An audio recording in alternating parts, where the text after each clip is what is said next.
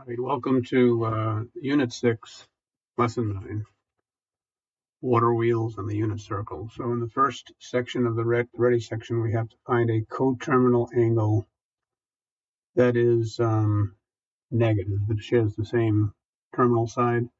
So pi over 9, let me get my green pen here. Okay, pi over 9 would, be approximately, let's say right here. That would be the positive rotation. So my negative rotation comes all the way around that way. So all I have to do is the difference between these two is between 2 pi and pi over 9 will be my negative rotation. So if I take pi over 9 and I subtract 2 pi, that'll be pi over 9 minus what? 18 pi over 9. So the negative rotation here would be negative 17 pi over 9. On the next one, 1.66 is just past pi over 2 right in here. So that'd be the positive rotation. So I'll do 1.66 minus 2 pi. And if I plug that into my calculator, it's going to come out negative 4.62. And on the third one, we got here 5 pi over 4. 5 pi over 4 would be down here in the third quadrant. This would be 5 pi over 4. So I do 5 pi over 4 minus 2 pi. Get a common denominator for that. It'll come out to be negative 3 pi over 4. So that'll be 5 pi over 4 minus 8 pi over 4 for a common denominator to give me negative 3 pi over 4. Number 4, 3 pi over 2 would be right over there, right down to this point. This would be my terminal side. So I take 3 pi over 2, I subtract 2 pi, and I will get negative pi over 2 as the negative coterminal. And we have the last one in this section, circles way down here. Pardon where this is cut. 5 pi over 3 is right about in there. That's the positive rotation to that terminal side. The negative rotation will come this way. I take 5 pi over 3, subtract 2 pi, and I will get negative pi over 3 when I get a common denominator. Okay, so what is the sum of the positive rotation and the absolute value? It is always 2 pi. So if I take it, for example, problem number 5, and I take the original 5 pi over 3 and add it to the absolute value of negative pi over 3, I will get 2 pi. So coterminals, in that case, the positive and negative add to 2 pi. On problem number 7, name some positives that are coterminal to 2 pi over 7. So if I take 2 pi over 7 and I add 2 pi to it, which would be what? 2 pi over 7 plus 14 pi over 7. That would give me 16 pi over 7. And because this is periodic, I would add 16 pi over 7 again. I'm sorry, add 14 pi over 7 again to give me 30 pi over 7. So in general, I'm going to have 2 pi over 7 plus, and I'll use the letter k here as sort of a counter times 2 pi. So I'll add 2 pi when k equals 1. I'll get the 16 pi over 7. When k equals 2, I'll get the 30 pi over 7, and so on and so on. And k can actually be an integer. You could go backwards and get negative coterminals. So on the next one, I would take the same approach. I would take the 5.13 and add a multiple of 2 pi to it, and I would get approximately 11.41. These are approximations. The second one would be 17.69. So by adding 2 pi, you're rotating completely around the circle to the same original location and getting a coterminal. All right, on the set problems here, it says the triangle ABC is a right triangle, and B is 30, which makes it a 30, 60, 90. And the short side of the 30, 60, 90 is 1/2 the hypotenuse, so that's a half of 1/2. And the long side is the short side multiplied by root 3. and these are both in centimeters. All right, on the unit circle, it says each point in the unit circle marks the end of a terminal array. Label the measures. Okay, so the first one is pi over 6. Excuse me, over 6. And then we have 2 pi over 6, which is pi over 3. And then right at the top up here, we have pi over 2. And then we have, so we're counting by pi, excuse my voice, pi over 6, 2 pi over 6, 3 pi over 6. There's only 4 pi over 6, which is 2 pi over 3. And then we'll have 5 pi over 6 right here, with pi, followed by 7 pi over 6, followed by 8 pi over 6, so 4 pi over 3, followed by 3 pi over 2, followed by 10 pi over 6, so 5 pi over 3, and finally here 11 pi over 6. So we're counting around in basically 30-degree measurements there. And we go, if we did this in degrees, and I'll just put a little dot in here. This would be, I'm trying to put a dot. This would be 30 degrees, 60 degrees, 90 degrees, 120, 150, 180, 210, 240, 270, 300, and 330. But counting in radians is a little bit trickier. If we didn't reduce, it would be pi over 6, 2 pi over 6, 3 pi over 6, 4 pi over 6, and so on all the way around the circle. Use the values to, this was a little tricky to do on such a small circle. I'm going to mark my pen here. So this point right here, the coordinates would be root 3 over 2, 1/2, positive 1/2. And this one will be 1/2 root 3 over 2. And right at the top up here is 0, 1. Now, this point right here is the same as this point over there. So I can mark those two the same. They're reflections. But this one will have a negative 1/2 root 3 over 2 because it's in second quadrant. And if I highlight this point and this point, those triangles are the same. So I would have negative root 3 over 2, 1/2. This guy here will be negative 1, 0. And as I come down below here, this will be negative 1/2. I'm sorry, negative root 3 over 2, negative 1/2. This will be negative 1/2, negative root 3 over 2. This will be 0, negative 1. This guy right here will be 1/2, negative root 3 over 2. And the last one will be 1/2. I'm sorry,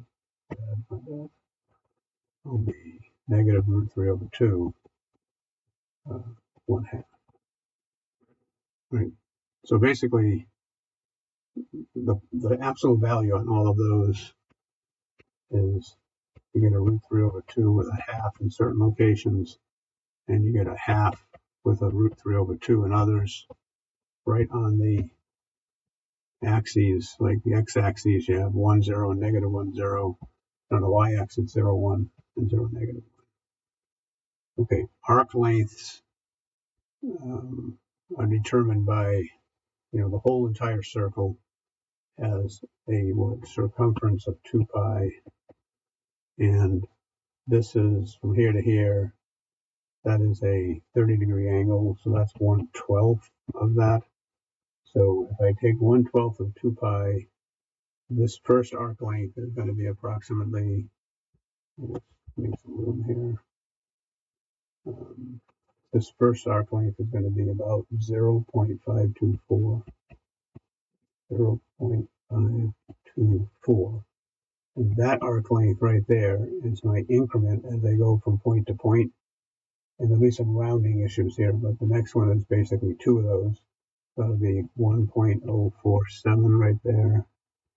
And this point here is basically pi over 2, and it's 1.5. 2.71. The next one is 2.094. This guy right here is 2.618. This guy right here is pi, which is like 3.142. So what I'm doing each time is I'm just adding this original value in one watt.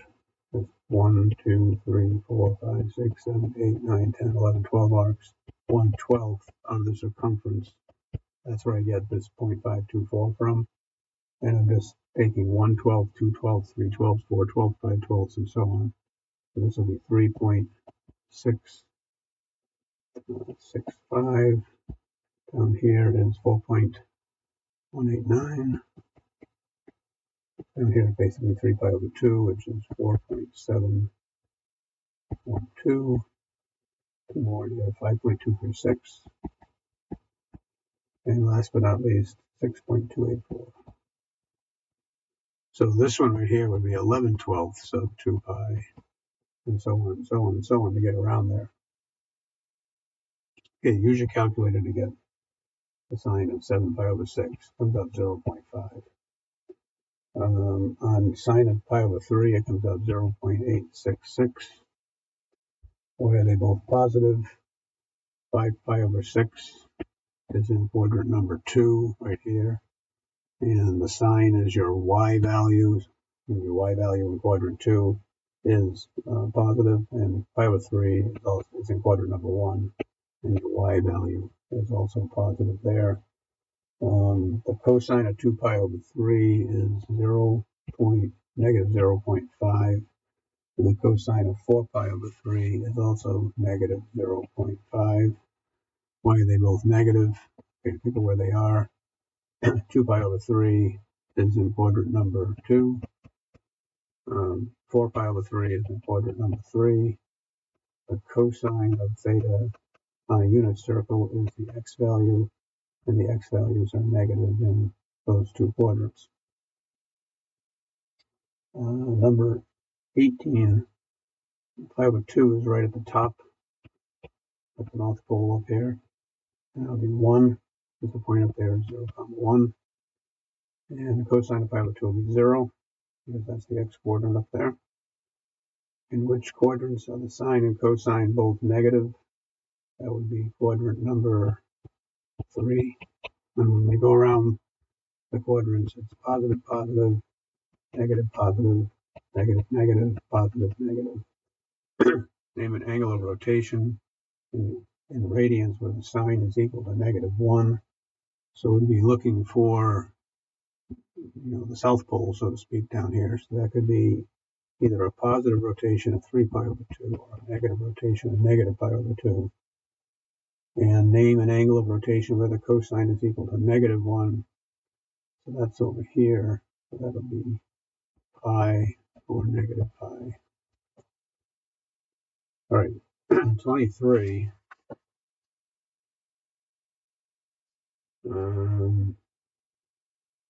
Calculate the angular speed here. So basically on number 23, we take 45 revolutions per minute times 360 degrees for each revolution, and we get 16,200 degrees per minute. Take 33 1/3 multiplied by 360 degrees, so it's 33 1/3 RPMs, means it goes around 33 1/3 times. Each rotation is 360 degrees. This will give you 12,000 degrees per minute. And 78 is going to be 78 times 360, which is 28,080 degrees per minute. This is Mr. Huff here, born in 1950, and I remember distinctly these kinds of records, and on your record player, the turntable was here, and down below here there were 3 little keys or 3 little tabs where you could put the record on, and and regulate the speed with which the turntable would turn. We used to fool around and put 78s at a 45 RPM or put a 45 at a 78 RPM. You can think about what that would do to the sound. Each of those, just as an aside historically, each of those rotational speeds was sort of associated with a style of music. So the 45s tended to be sort of rock and roll. The 33 1/3s tended to be more classical music, and 78s were kind of more jazz. So look into the past. All right, so on the last section, we're distinguishing between angular speed and linear speed. And linear speed is how far rather you are traveling. So on a 45, we would take 45 revolutions per minute and multiply that by the circumference. And the circumference of a 45 was 7 inches. So I've got a little meter here. This will be 45 revolutions per minute times 7 pi, because every revolution is 7 pi inches. That'll come out to be approximately 989.6 inches, which according to the text I'm looking at is about 82.5 feet. On the 33 1/3, I'll take the 33 1/3 revolutions per minute multiplied by the circumference of that record, which is 12 pi, because the diameter is 12 there. Then you'd get 1,256.6 inches, which according to the text is about 104.7 feet.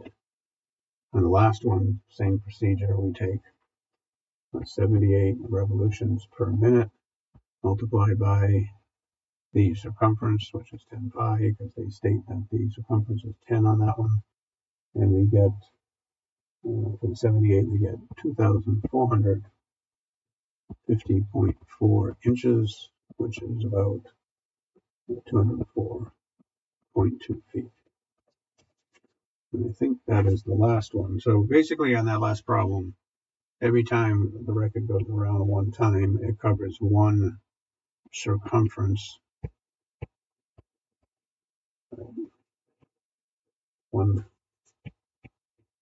I'll get it for reference of my writing. And one circumference in the case of the 45 is 7 pi. One circumference in the case of the 33 1/3 is 12 pi. And one circumference in the 78 is 10 pi. So just multiply by revolutions per minute. All right. Hope you enjoyed the history lesson there. Mr. Hubb's window to the 1950s.